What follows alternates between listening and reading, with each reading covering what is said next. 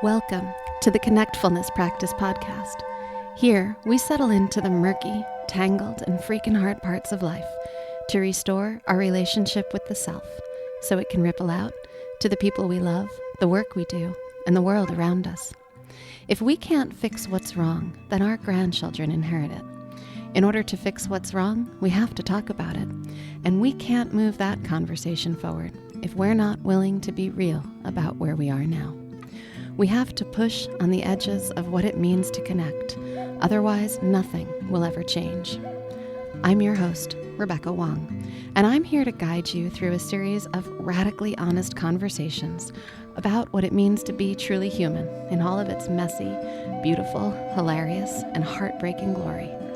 In our collective effort of looking inward, we're starting to do the outward work to reconnect the world. While these discussions will guide you into the connectfulness practice, this podcast is not meant to be a substitute for the depth of work that you'd encounter with a licensed provider. If something in this episode touches you, reach out. That's where you initiate the ripple that restores relationships.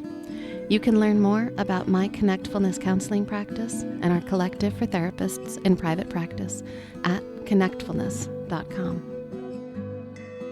Welcome back to the Connectfulness Practice Podcast.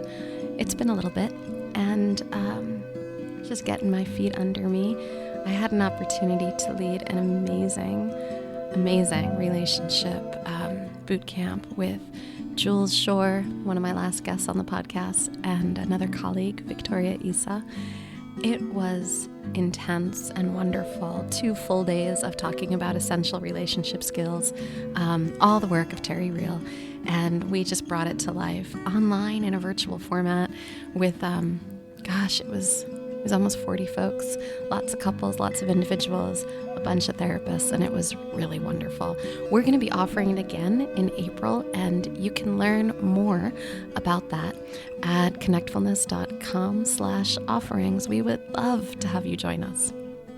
This episode, we're having a really different conversation on the podcast. And I think it's important in so many different ways.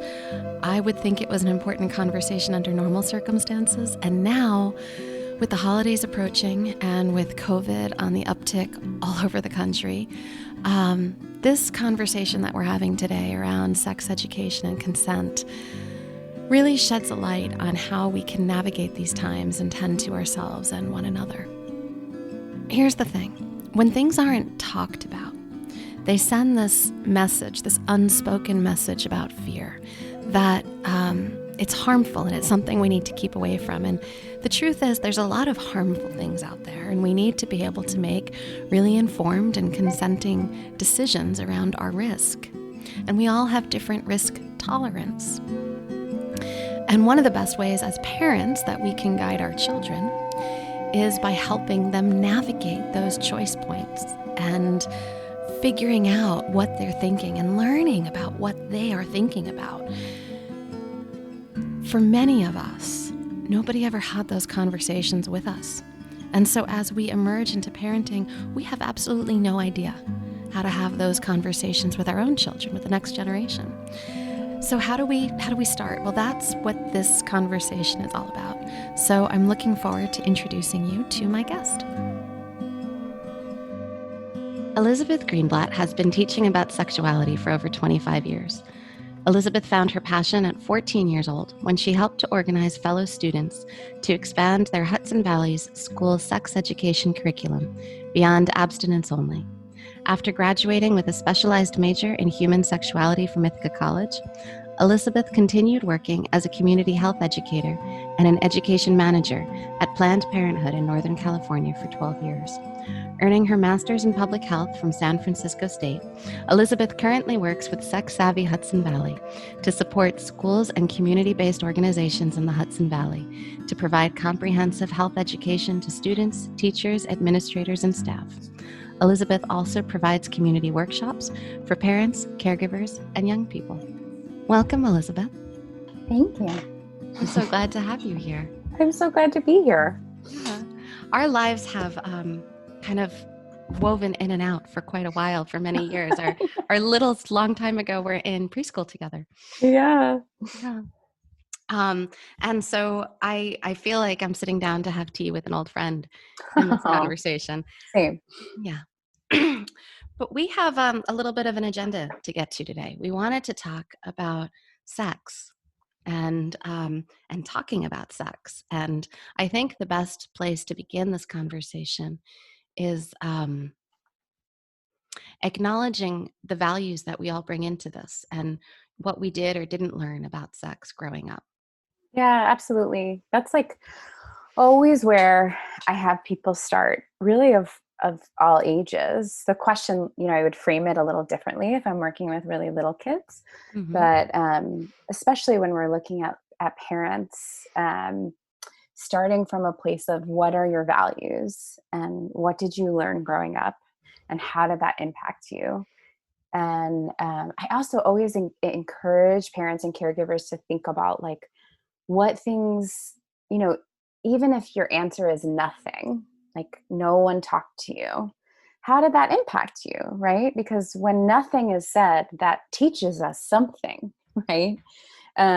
Especially when our roles as our job as a parent or caregiver is to teach our children everything. Yeah. It teaches you something as a child when there's this one area that no one will talk to you about, right? Right. It's like a implicit message of shame. Right. Yeah. Right. So, and then I always encourage folks that like, even if what you learned was nothing, is there one thing that you can think of that's connected to this like larger concept of sexuality that was positive, right? And sometimes, people will be able to identify like, well, my parents did always talk about, being able to believe in myself, right? So like trying to really get folks to dive deep into like, what are those bigger values and what did you learn? What do you want to hold on to as a result, right? Like what do you want to continue with your own children? And what are you pretty sure you want to let go of? And what does that look like?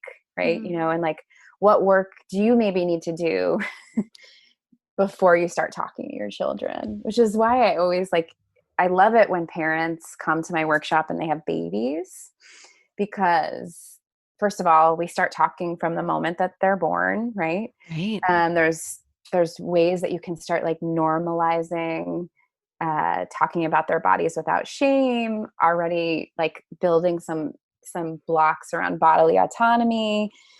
Um, and and it also gives us as parents and caregivers time to unpack some of the things that we've learned that we don't want to continue. Because I Right. think, like when we don't examine, we just repeat patterns that we've had done to us, right? So it's a really important area to do some self-exploration of like, what did I learn? How did that impact me? How did that impact like my future relationships? I also encourage parents to do like visioning about like, what do you want when you envision, even if your child's a baby, when you envision your child as a healthy sexual adult, what does that look like? And what skills do you think they need support from you to get there, right? But it's a hard road for parents and caregivers, because often, at least I find that like folks in our generation share a pretty similar experience around very little conversation, right? Very little support, little information, lots of shame when questions were asked, not a lot of great resources, very little happened in school, so parents are not sure often about like, when can I say this? What can I say? What if some of this like stuff that I'm working on tumbles out, right? Like, how do I make sure that what I'm saying is appropriate? There's a lot of fear tangled up in A lot like, of fear. if I And it's talk. all unspoken fear. It's Oh, all the fear of these are the things that nobody ever talked about. yeah. Hmm.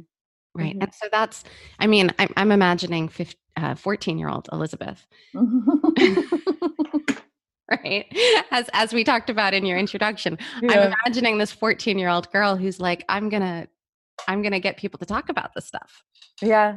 It's really funny. Like I happen to just be really fortunate to grow up with best friends whose mom was the director of education at Planned Parenthood.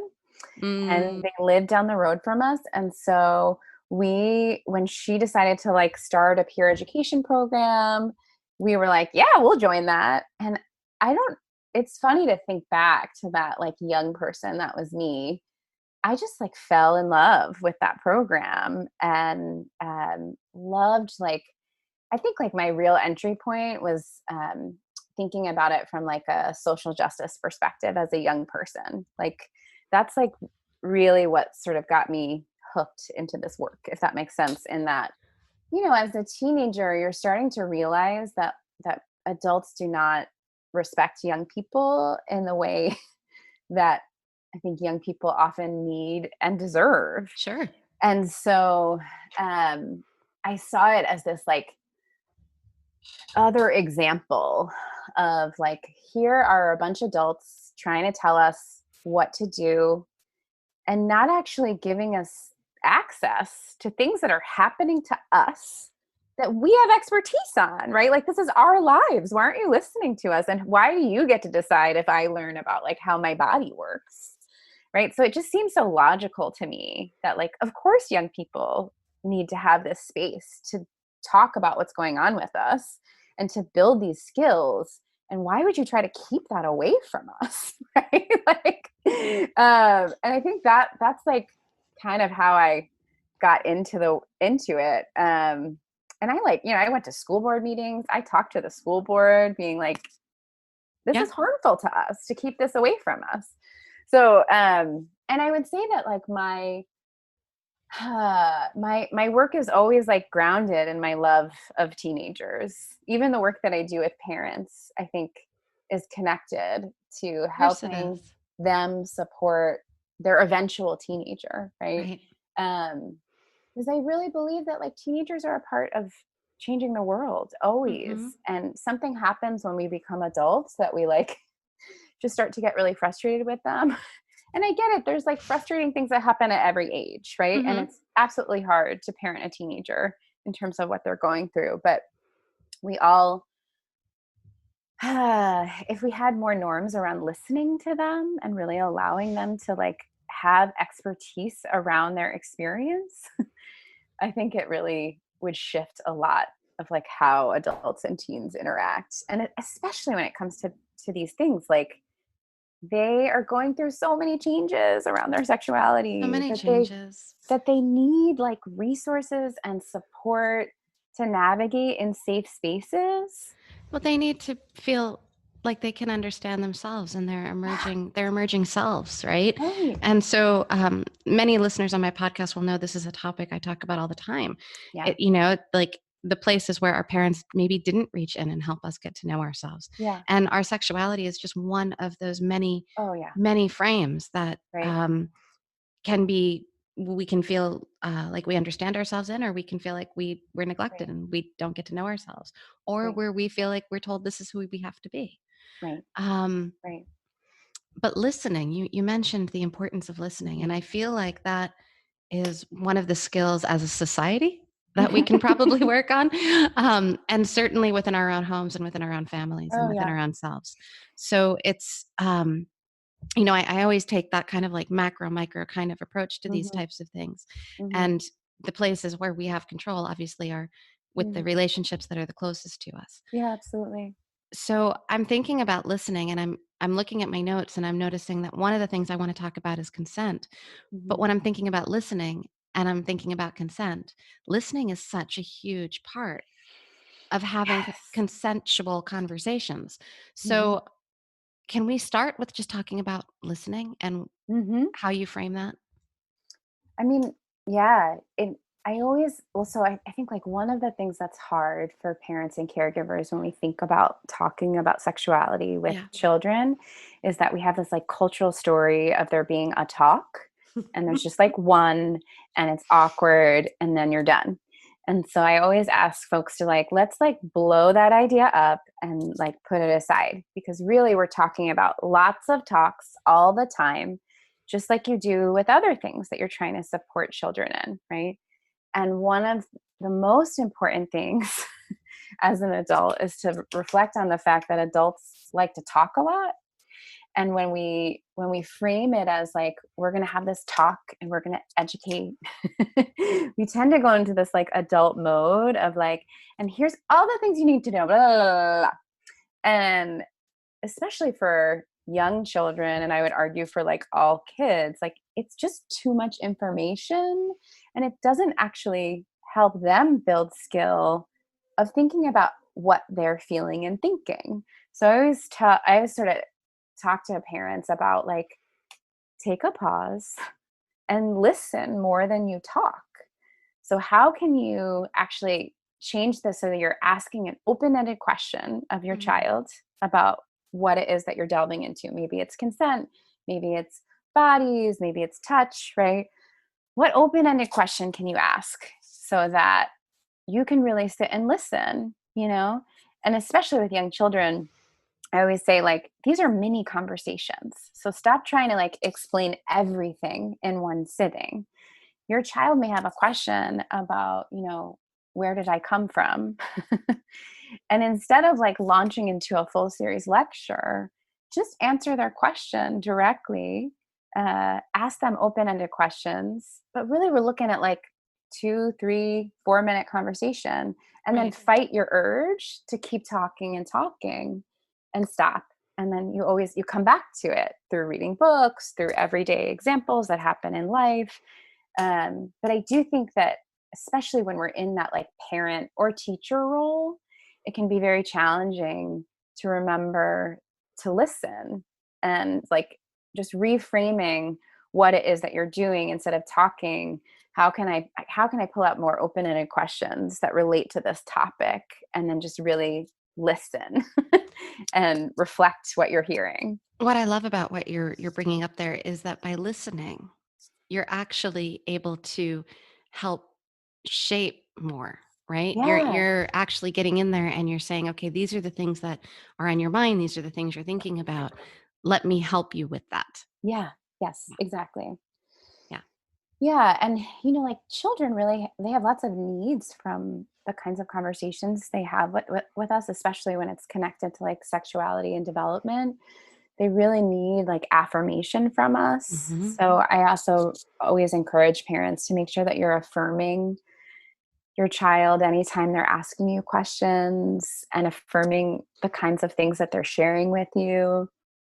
Can you give our listeners an example of what that might sound like? Yeah. So, you know, saying things like, that's such a great question. It's so interesting that you're wondering about that. Or if they're sharing about like how they navigated a conflict, right? Like, oh, I really liked how you thought about your feelings before sharing them. And you really used an I statement and talked about your experience, right?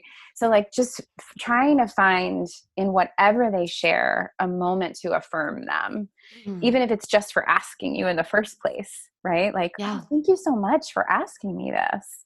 You know, that's so important for kids and helps them want to come back to talk to you more. I think that, like, especially also when they get older and become teenagers, they are, you know, the moment that they feel judged, like they're out of there, right? So being so conscious of, I also talk a lot about like what your face looks like, Mm-hmm. because young people respond more intensely to our facial expressions. Right. So even if your words are like fuzzy and warm, if you have tension in your voice, your kid is going to pick up on that, right? Totally. And so doing some like self practice around like, well, what does my face look like when I say this? And how can I like relax my face to show that I'm really calm and in like a calm and caring place, and just how much that impacts how your conversation is going to go. Um, Absolutely, all the way up through teenagers, which again, like the moment there's like this feeling of judgment, I just found that teens are like, They're I'm out. out of here. Yeah. And they may never come back. So I also like one of the reasons I love when people with babies are starting to like do this work is because, you know, it's like you have time to explore and make some mistakes, you know, like your 4-year-old will forgive you, but your teen may not. Right. Right. So like, having some time to stumble a little bit Mm-hmm. and to figure out like, oh, I didn't like how I said that. And also when you do something that you don't like, take that opportunity to tell your kid, Take right? responsibility for it. Make an Right. apology. Yeah. Yeah, like, Do I some really didn't like repair. how we talked about that. I wanted to just to check in about it again. Again, great modeling for your child that, like, we make mistakes and we're able to take responsibility for our mistakes, and that's actually a sign of strength. Yeah. You know, because I think a lot of children struggle with that concept of, like, being allowed to make a mistake, being allowed, that saying sorry is bad, right? So Being able to make a mistake and hold ourselves in warm yeah, regard despite yes. those mistakes, that is, I think, one of the biggest skills of maturation. Mhm. It's one of the most healthy things that we can do as humans, because none of us are perfect. Yeah, And trying to be perfect just sets everybody else up to feel judged. It doesn't, and right. it sets us up to fall really, really far when we're not. Yes. So I think this is a beautiful place to begin, is just to Yeah. be talking about, even as parents navigating this, how we're going to goof up sometimes, and owning Mhm. that is a part of these lessons that we teach our kids. Oh, yeah, Huge. absolutely.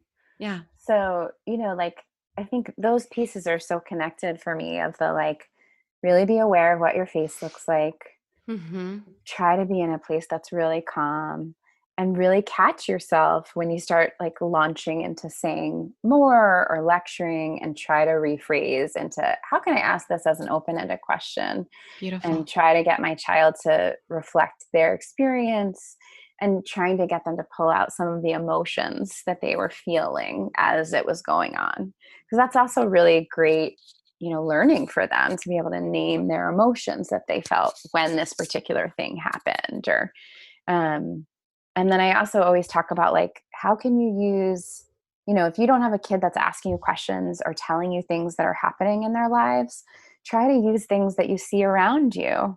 Like, there's different things that happen in your life that you can relate back to these things, like bath time, bathroom time, relationships that you may see in your life, babies being born. If your child consumes media, there's tons of opportunities there as well to engage them in conversations. Right. You know. Totally. And you know what struck me is, we were talking just now, and we're talking about what your face looks like, and Mhm. um, I'm thinking that also affects partners and relationships. Oh yeah. Right? Because partners have to talk about their own sexual exchanges, and what happens in between them, and their faces and their body language says a lot that maybe they're not actually putting into words. And so the same skills that we're talking about for parents to use with their kids as you're starting these early conversations that can begin, like, with infants and with toddlers, it's Mhm. actually the same skills that we're talking I about know. using adult to adult. Yeah, I Yeah. agree, and I think that's one of the reasons that, I want parents and caregivers to think about, like, what is your healthy sexual adult child look like, and what skills do they need to get there, and how can you support them? And really, again, going back to those, like, what are my own values? Hmm. What is it that I learned? How did this impact my relationships? How does Yeah. it still maybe impact my relationship? Where do I want to improve in how I communicate about what my needs are? Because it's absolutely connected, and it also, like, pans out in research when you look at, like, parents who talk to their kids about sexuality. You tend to see that kids take, like, less risks in connection to their health. They're more likely to access health services. um, and there's also, like, some evidence of, like, it increasing connection in the Yeah. relationship between parents and caregivers, right? um, and that even, like, teens. There was a study that came out of, like, I think it was, like, folks that had graduated from college just recently, and the majority of them still listed, like, their key influencers around how they made sexual decisions as parents and caregivers, Oh, right? wow. So we have this. I think we also have a cultural story that, like, um, peers are the most important, and while they absolutely are really important, right? Sure. We know that. I think we don't understand how important parents and caregivers are in shaping the values and decision-making skills of young folks, especially when it comes to sexuality. So it's like, you have such an important role, Yeah. that even if your young person doesn't seem to value what it is that you're sharing, it's important to them. It's super important. And Yeah. they need it, right? Yeah. And sometimes the pushing that you experience is actually them pushing to understand what the boundaries are and to understand what limits you're helping to create and set, right? So I think all the time about how this impacts who we also are as adults in the relationships that we then engage in, and like our ability to say what we want in relationships, to say what we want sexually. I recently have been working with some adults as well who are not, oh no, some of them are parents, but adults who are like single during this time of COVID. And it's how many of them talk about how they've struggled in relationships with saying what they want and getting clear Right. about what they want, saying what they wanted sexually, and how in some ways, like, trying to date during this time forces them to get really clear about what it is that they want, and to be able to say again, like, what do I even want sexually? Because if I'm going to actually navigate having sex in a pandemic, I need to be really clear about what that looks like, Right. which means I also need to say what I like and what I don't like. And there's so many adults that that are like doing this for the first time. Who have never really been able to express their needs and their Yes. desires in that kind Yes. of way. And so when it comes then to also raising another generation who Right. is able to express themselves well, because Right. there's two sides to this. If we want to talk about things like consent, which has a Mm-hmm. lot to do with listening, it Yeah. also has a lot to do with speaking up and Yeah. taking a stand, right? And Yeah. being able to express, this is what I want, this is what I need, Right. this is what doesn't feel good to me, this Right. is what I don't want to be a part of. Right. And if we can't access that within ourselves, how do we teach it? Exactly. This is like, I think my whole, so like, again, when I think about like the roots of this work that really matter to me, it's that we in the US, I think, approach learning about sexuality in a way that's like really based in risk prevention. And it's not that I don't agree with risk prevention, right? Like, it's important. We need to understand what the risks are and understand how to prevent them in our lives. But I am more interested in having us understand how to communicate about our needs and desires, Yeah. and have a real clear sense of ourselves, Mhm. right? And who we are, and to understand that that sexuality is a part of us, that we cannot like disconnect from ourselves because we're uncomfortable with it. Like, it's a part of us regardless of our relationship with it. It's still there, right? Right. Right. And so it serves us to understand it, to accept it, to allow ourselves to explore like what feels good to us, what does not feel good to us, and be able to really clearly communicate about that. And unfortunately, we don't often have the opportunity to learn these skills because of our like cultural discomfort with sexuality. And so it sets up young folks for, I think, like disaster in their intimate and sexual experiences, because like, these conversations are hard. It involves being vulnerable. It involves like sometimes getting your feelings hurt, understanding that people get to say no and yes to things because they get to make choices about their own body, and you may not like their answer. You may want something different, but that's okay, because we all get to make these choices, right? And I think we don't spend enough time there, of like starting with this is a normal and natural part of who we are. How do Hmm. we help understand and really practice the skill of saying what we want and saying what we don't want, and recognizing that there's not a book of like, I have to like these things, right? This actually comes up a lot in classes that I've done with teenagers of the like, what if I don't want to do that thing that like everyone says I'm supposed to want to do? I'm like, great. You just figured something out about yourself, right? Like there's no like have to. Right. Everybody gets to make their own choices. And what a beautiful thing to know like, oh, this feels not super comfortable to me, right? Right. And to know that it's like living and growing and changing. I love doing this activity called it's called a yes, no, maybe list. I was just thinking about the yes, no, maybe. I use it with my couples. Yeah, I love it. Mm-hmm. And I always encourage folks to do it in pencil. Yep. And, and to come back to it frequently. Yep. To think about like, there are people that can change the yes, no, maybe list for you, right? You might find yourself in a relationship where things on your maybes move to yeses, or things on your maybes move to nos, and to spend some time reflecting around that, right? It's like a living, breathing thing, but it's also really useful in thinking through like, okay, right now, what feels comfortable to me? What feels like a maybe? And what's like a hard no? Because again, when we don't spend this time and then you just are in a situation, it's so much harder to navigate because you have all these other like influences. and it's so much harder to navigate these conversations when we're having them like with our clothes off in the middle of a moment.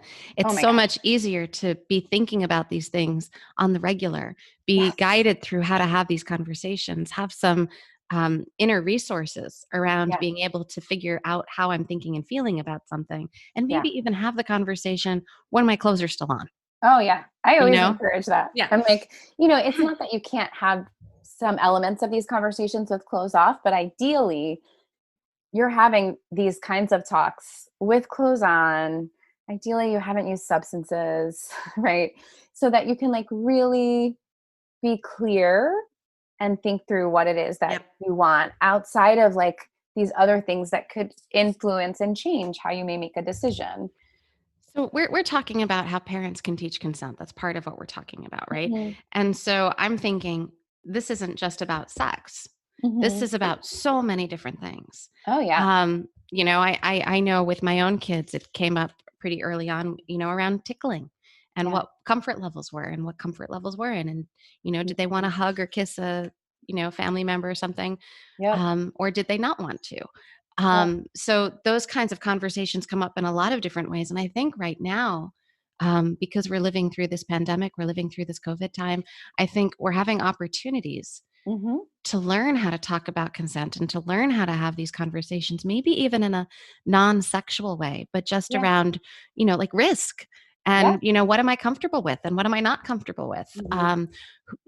Who's part of my pod? Do I have a pod? Like, can you speak into that a little bit more? Because I think it's a similar conversational skill. Yeah, absolutely. I think like in general, when I talk about consent, it's often like starting really young and not connected to sex at all. It's like finding these moments with young children to help them build skill in their own bodily autonomy and help them realize that they're the boss of their bodies, right? And that connects to everything that we do with our bodies. And so that young children get to make choices about when and if they touch, who they touch. This includes like, I think the biggest struggle that I see come up or like that parents want to talk about is navigating this with grandparents. Yeah. Right. So how do you let a young child still make choices about if they don't want to hug a grandparent, right? And that it's still really important to make sure that they get to make choices about when and if they touch people, and that helps them also understand that they have to follow that same principle with their friends, right? And it's very interesting during this time because all of a sudden we can't like hug people anymore, right? Which I think is a sadness, but also because like of what you're talking about, like everything that we do, we have to use more of these skills that we're not used to using to have conversation about risk and risk management and like risk tolerance. And so it's like just to interact with folks, you now have to have a conversation about like, okay, well, what does that look like? Where are we going to interact? Right? Like, are we going to be outside, or are you inviting us to be inside? And do I feel comfortable with that? Yes or no? And how many other people are you interacting with? And are you generally wearing masks or not? And when you don't wear masks, what does that look like? You know, there was this great article that was, I can't remember where it was, but it was about like how to set up a pod with folks. And it had like a ton of information just to like show how incredibly thorough you have to sort of be in joining with other folks. And what does that look like? And what rules will you have if somebody, you know, like ends up not following one of the agreements you've made?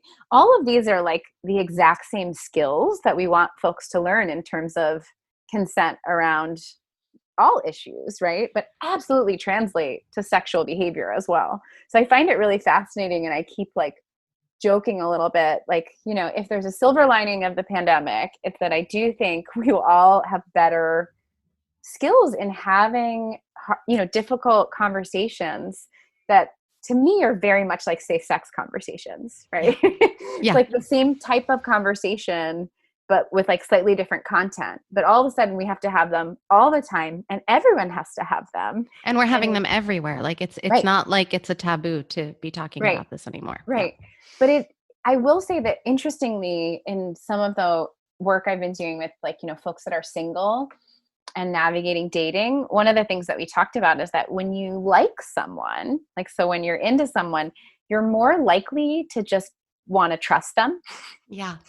And assume that they're following sort of like responsible behavior. And so it is sometimes it can be a little bit of work to make sure that you're having these conversations, because your instinct is to be like, oh, they're good. I like them so much. They're probably making safe choices, right?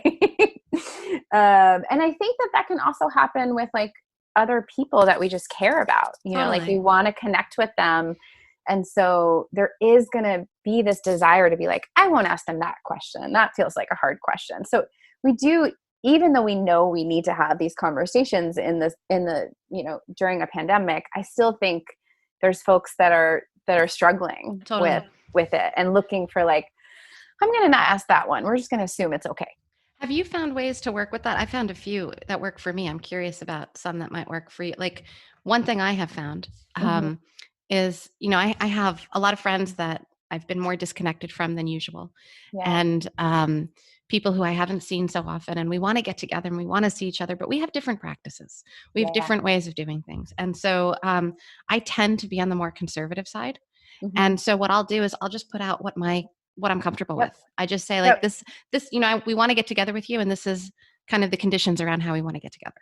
Yep. Yeah, that's basically what I think is really effective. I've been encouraging folks to get a really clear understanding of your own risk tolerance, and to understand that everyone has different risk tolerance levels. And so if you ever feel like you're experiencing a miscommunication, it could just be because you have very different risk tolerance levels. Right. So like having a real clear sense of like, for me, this is what feels safe, and this is how I experience, like, here are risks that I feel willing to take, and here are ones I don't, so that it can just be really clear. And to know, especially if you're like, you know, navigating something with someone that just has like a much lower threshold around risk, that you may have to remind them a few times if you're the person that's like generally more conservative. Yeah. And it's not necessarily that they're not listening. It's just that they don't perceive of risk in the same way that you do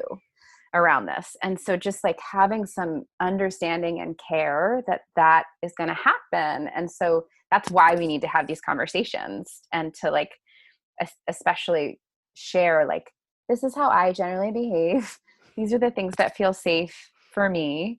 Here's what it would look like. Here's what it would need to look like if we were to get together. And here are the things that I would feel comfortable with, and just being super clear. But again, that's not something we usually do. So it's not something we usually do, but as you're lining it up and you're modeling it for us, and I'm listening to you, I'm thinking between consensual partners, that's also a really important conversation. Oh yeah. You know, like sexually or pandemic wise, you know, Right. in both ways, it's the same conversation, the same template. Yeah. Yeah. That's definitely come up in the group around dating, and that like so much of what happens initially in dating is a lot of like not sharing too much to make sure that like you don't scare someone off, or like we just have all these stories, right, about like I can't say too much, I We can't. want to be liked. Yeah, right. And I always encourage folks to explore that a little. Like I do this with teens too. Like, so what happens if you share what you need and someone doesn't want to be with you? Like what happens? Like and I encourage them to talk about their feelings, but also like ultimately, do you want to be with that person? Well, you want to find out, you Right. want to find out if this person is going to meet you Right. there. Right. And so I'm like, Yeah. as much as like this is something that holds us back so frequently. And we do all this like dancing around. And yet there is actually a way to find out more quickly Right. if this is someone we want to spend our time with. And while it can feel scary, like it saves a lot of time. And again, applying it to now of like being in a pandemic, you know, if you're going to engage with folks, you want to make sure that they're people you trust and they're worth your time. Because like when you look at like increasing risk versus like decreasing risk, the more people that you interact with, right, especially sexually, that increases risk. So it seems like more important than ever, but having people sort of reflect on what holds us back, right? Like what are those barriers to being able to communicate really clearly what it is we're looking for, which Right. often starts with ourselves, right? Like that has been sort of that first step of like, well, wait a minute. I know that I want something, but what is that something, right? And I think we often dive in when we just know we want something and then start chatting with people and decide if we like people.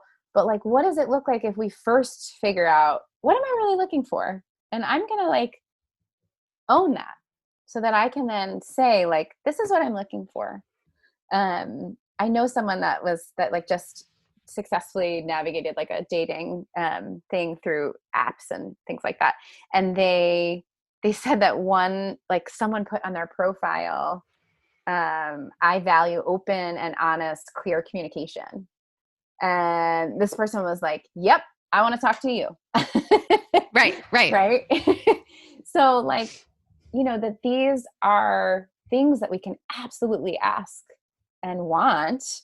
And that like, how does this actually transform our relationship? So when we start in a place of, I know what I want, this is what I'm looking for, right?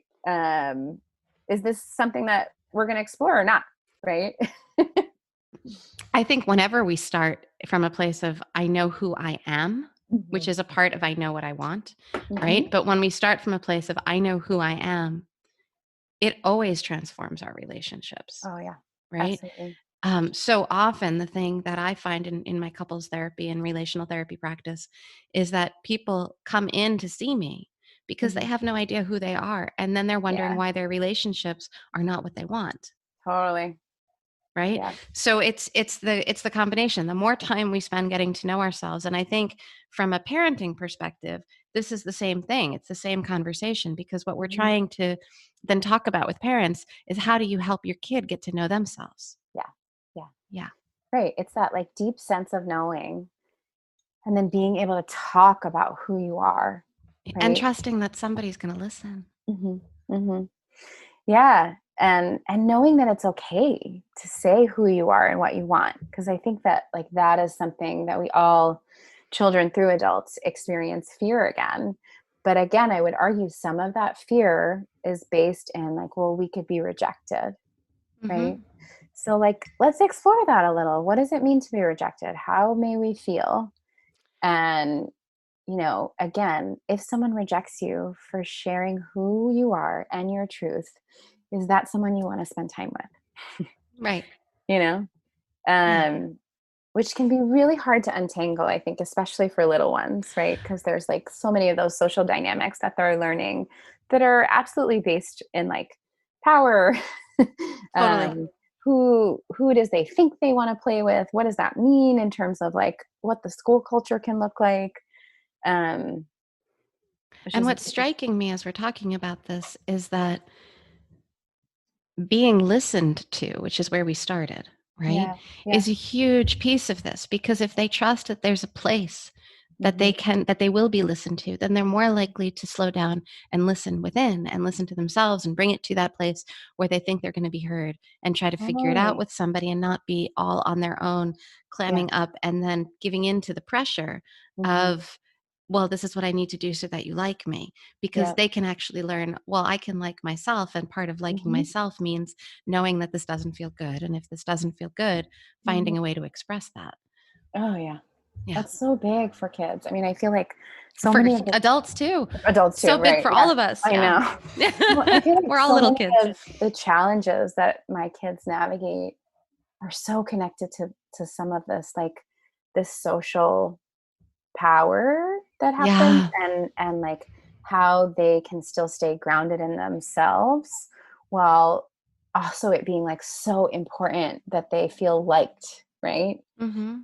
And really helping to support them in still being able to say who they are and not always experiencing positive feedback around that, Yeah. because we're still in a culture that for the most part, like this is not the norm, sadly. Right. Right. um but there's so much like deep learning to do there for kids and adults, that I think like can be transformational for us as individuals, but also as a culture. Like I always think like, imagine if we all communicated like this, right? Like, what world would we live in? What would that look Well, like? it would definitely be a more mature and emotionally healthier world than Yeah, the one for that we're sure. living in right now. For sure. Yeah. And it's like, whenever when you go back to thinking of like being a parent, supporting your young child, like, and when you think about the relationships that you had that were painful, harmful, right? um I do really believe that this is connected to helping your kid have better experiences, Yeah. and again, like having some strength around who they are and being able to offer protection for themselves, right? Like, it's it absolutely is connected to folks' ability to be in relationships that are healthy for them and to be able to identify what healthy even looks like, Yeah, right? I think that that's a really important piece, and a healthy relationship can look different for different people. Oh yeah. Yeah. Yeah. um and again, these aren't always things that we're really explicit about until I think, like sometimes we start talking about it with teenagers, but to me it's like, well, let's be talking with really young children about their friendships, right? Because and also their family relationships, because all of those are like building blocks for what Totally. kinds of relationship, like romantic relationships, they're going to enter. And so helping them be able to communicate with family and with friends is a really important skill that will serve them as they age. Yeah. Yeah, I'm just I'm reflecting again on my practice, and the Hmm. number one call I get from couples coming in to see me is, we don't communicate well, Hmm. Hmm. right? Like that's what everybody thinks their problem is, and I Right. think underneath it tends to be more, they don't know enough about themselves to be able to Hmm. communicate well. Yep. And it takes us back for almost everyone that I work with. I'm working in the room with adults, with often two adults. Um, but I end up really working with these little child parts who didn't have the opportunity to have these conversations that we're talking about when Yeah. they were growing up, and so they don't know how to navigate this stuff. It's not always about sex. Sometimes it's just Yeah. about other kinds of power dynamics within their Hmm. relationship that doesn't feel good. Um, Yep. but Yeah. it tends to always come back to the same thing.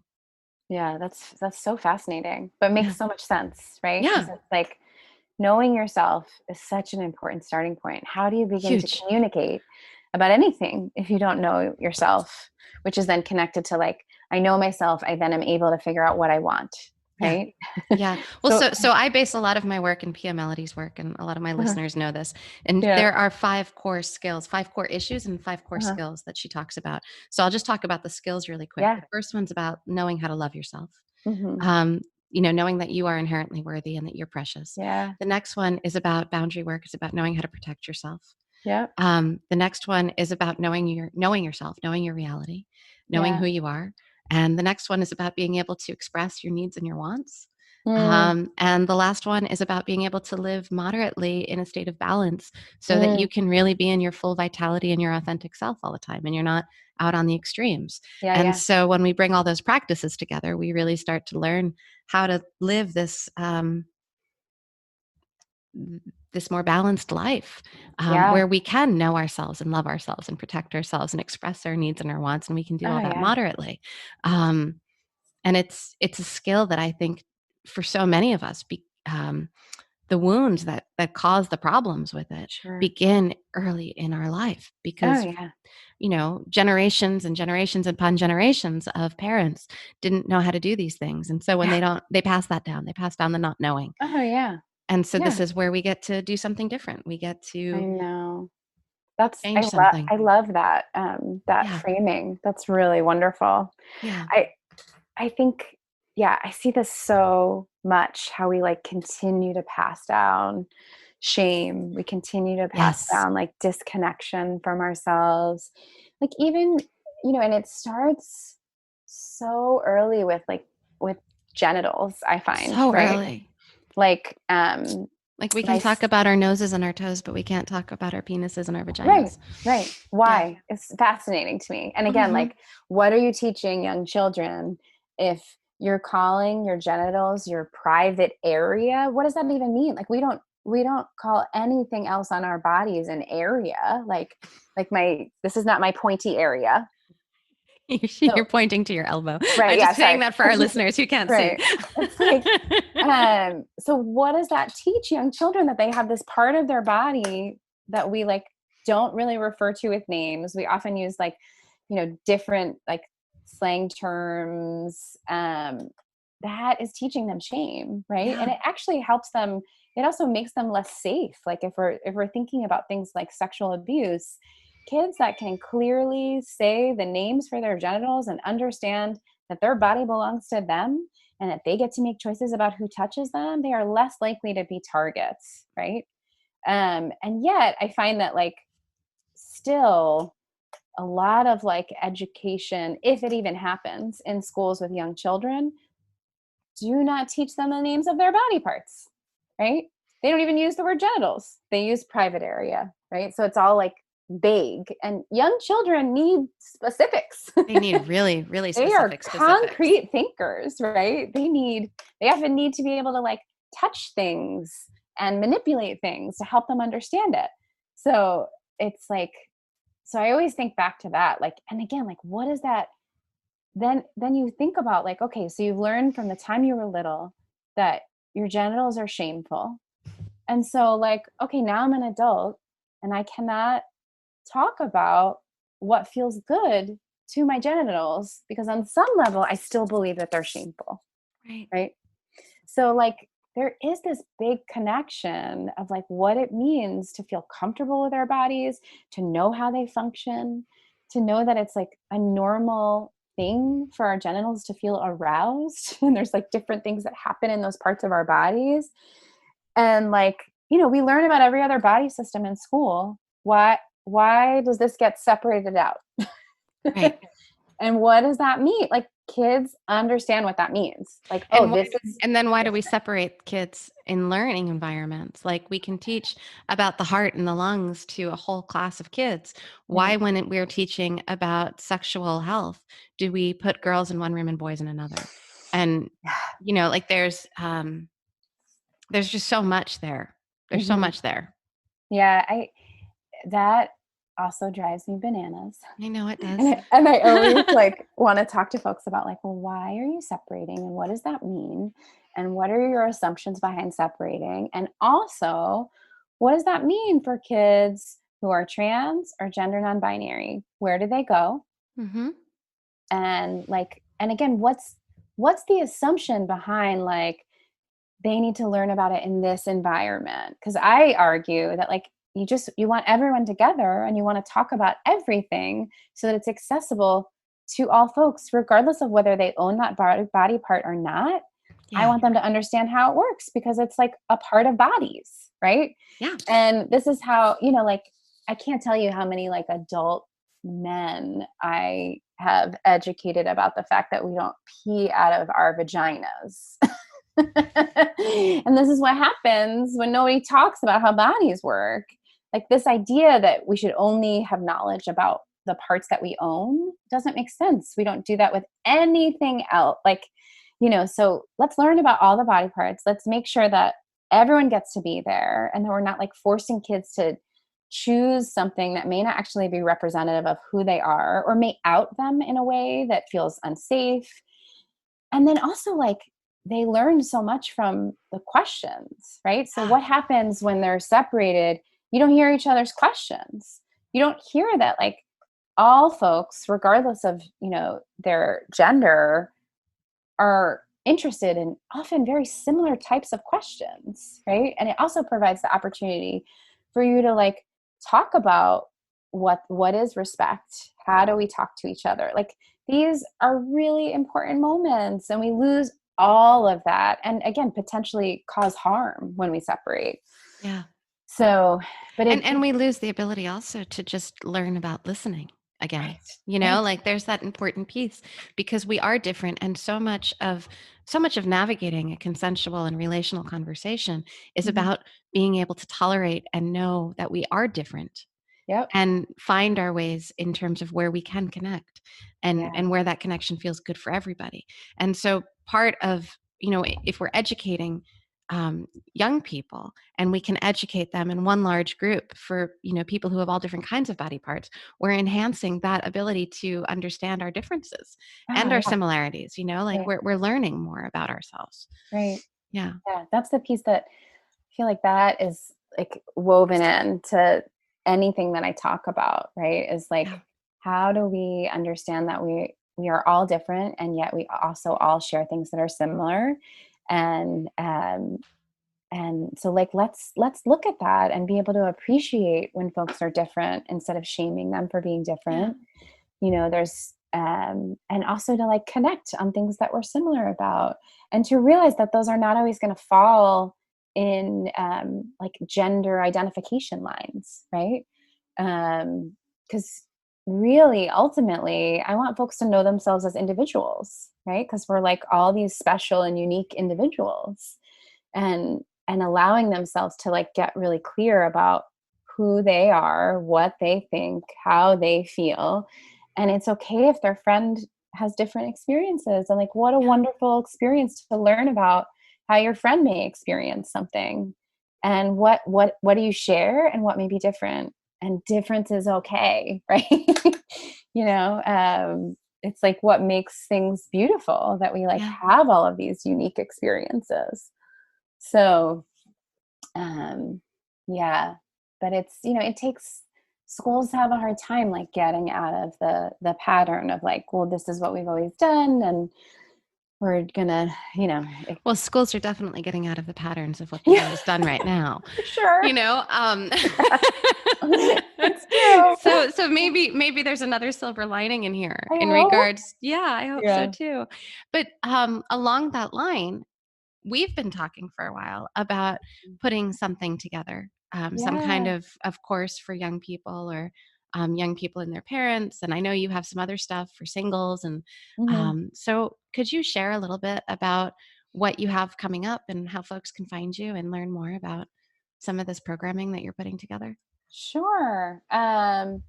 So we have been talking about trying to put together a program for third through fifth graders, which initially was going to be in person, and now we're trying to shift that to having it happen in a virtual format, um, and having it be much more comprehensive than what normally happens for this age range, which is usually just puberty Yeah. stuff. So we've been looking at like, how do we learn about being respectful, looking at things like gender roles, friendship, peer pressure, um, what is intimacy, what are relationships, how do these things change as we start to like actually go through puberty and experience attraction. And then also looking at things like body image, influences on body image. How do we keep our own bodies healthy? Starting to understand things like sexual orientation and gender identity. Yeah. And then doing some real practice with being clear with friends, communicating with friends, being able to use some of these skills to say what you want and what you don't want. And as well as some sexual abuse prevention things. So it's currently, we're looking at 8 sessions that are going to be virtual. And we have not decided on a date yet, but that is something that is coming. Yep. And the exciting thing about it being virtual is it means that people can participate from lots of different places, and it's going to be open to kids in that sort of age range of all genders. So yeah, I think that's something that is we're huge. both very excited about. Yeah. Because I think many folks that I connect with are not always happy about what's happening at the school level, because we still, like I mentioned before, we tend to approach this from a risk perspective of let's prevent risk. So when it comes to sexual health topics, we look at it as we're going to talk about this one thing, and then we're going to check it off a box and we're going to be done. So they get something around puberty. But that's not all of the things we want them to understand. Right? There's so much more, so much bigger. And we want them to be able to practice some skills that are connected to their changing bodies and minds and hearts, right? So I think that's a piece that's exciting. The other thing that we're probably going to be offering at some point this fall through Sex Savvy Hudson Valley, which is myself and Susan Rachel Condon, who's an amazing superstar midwife. So we will likely offer some of our teen programming online as well. Great. We have to reformat it a little bit because it used to be sort of a full day. So we're looking at sort of making some shifts in that. And then we also will be offering probably some online parent caregiver workshops. And then we are also doing some coaching services, which are for either parents or caregivers or adults, just to provide some more if someone wants more one-on-one deep dive time. And then we're sort of here to support, I would say, people's home learning adventures. Mm-hmm. Yeah. For folks that are either looking for resources that they can use with their families to help sort of incorporate health and sexuality into learning, as well as folks that are doing that, we will explore potentially some outside small group things. Wonderful. Well, okay. So, that's something that we're open to. It's just a matter of when, how, having to navigate a lot of questions. Because we know that there are many folks, whether they're doing digital learning or homeschooling, that may have small groups that we could potentially do something with. So that's something that we're exploring. And then long term, we're trying to develop something about menopause and midlife. Oh, I'm so excited about that one too. That's accessible to all folks, because one of the issues you'll start finding when you look into menopause resources is they're all written for women. Mm-hmm. And often cis heterosexual women. Right. And so there's not a lot of good resources that exist for folks that don't identify in that way, but are still going through menopause. There is a resource that's coming out by this amazing person in the field of sexuality education, the founder of Scarlet Teen, Heather Corinna. They're writing a book that is going to be a really inclusive look at perimenopause, menopause, And I think it comes out this fall. It's called What the Fresh Hell Is This? Oh, exciting. We'll have to look for that. So that's like a really exciting resource. So that's like something I would say that like we're working on, but is more long-term, because in also reality, this is a time that's going to be really interesting, and that both of my children will be at home, and it's going to be a little bit of like a let's see what's possible. Yeah, as will mine, and I'm feeling that one with you. We're all navigating that adventure. Yeah. So just to be clear, where folks can find you and all of this beautiful work that you're talking about, it's at sexsavvyhudsonvalley.com. Yep. Yeah. Yep. Yeah, and we'll include a link to that in our show notes. I love the work that you're doing. I love you and Birdie so much. And so it excites me to know how much more you're bringing into the world and into the community, and that with it going online and being more digitally oriented for now, it's more accessible to folks even outside of the Hudson Valley. But for those of us that live here, it's important to know that you guys are here and what you're offering. So thank you so much. Thanks for joining us. Thank you for having me. It's like, it's so beautiful to be in conversation with you. And I love the work that you do so much. And I love the also just the ways that our work connects. Yeah. And it's just also like the Hudson Valley is so lucky to have you as a resource for folks. Cause it's like, it's not always easy to find like really incredible therapists to help navigate relationships. So yeah, relationships are tough. They are. I'm just also really grateful to you and the work that you do. Oh, thank you. If you enjoyed today's conversation, then I would love for you to check out Elizabeth's new offering over at sexsavvyhudsonvalley.com/events. Elizabeth is offering an online sex education course for 3rd to 5th graders. It's an entire series that's going to be running from December 5th of 2020 through January 15th of 2021. Also, I have a Supporting Your Relational Self and another relationship boot camp coming up in 2021. And I would love to have you join us. So find out more at connectfulness.com/offerings.